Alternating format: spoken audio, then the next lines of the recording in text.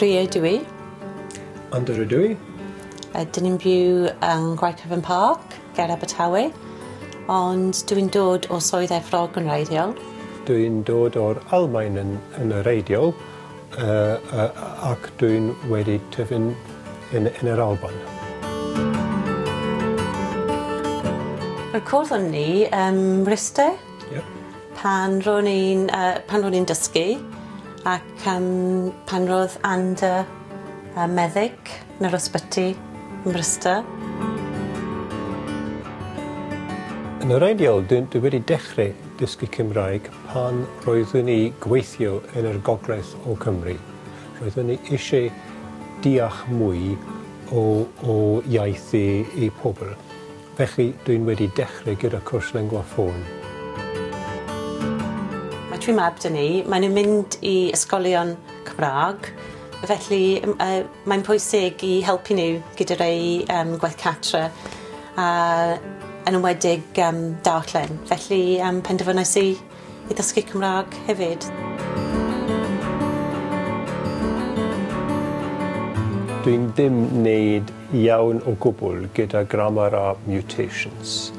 Ac dyna peth, dwi'n ddim poeni i wneud camgymeriadau. Weithiau dwi cywiro Andar achos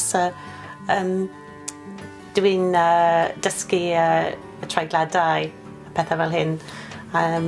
So weithiau dwi cywiro Andar gyda'r ei treigladau.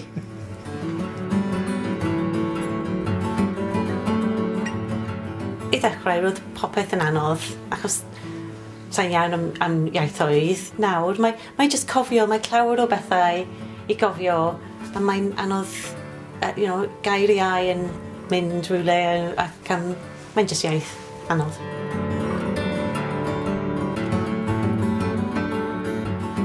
Dwi'n siarad Gaeleg arbennig gyda plant hefyd. So mae plant yn siarad Cymraeg yn yr ysgol, Gaeleg arbennig gyda fi ac Saesneg gyda fy Mraeg.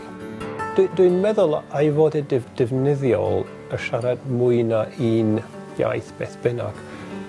Os oed ti'n gallu siarad mwy na un iaith, mae iaith arall mwy hawdd i dysgu, dwi'n meddwl.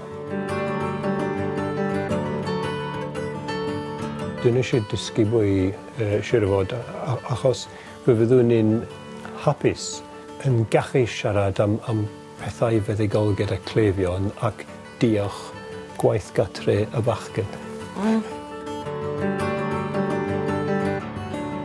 Dwi'n moyn cario ymlaen dysgu mwy, falle ysgrifennu yn well hefyd a siarad yn rhugl, really.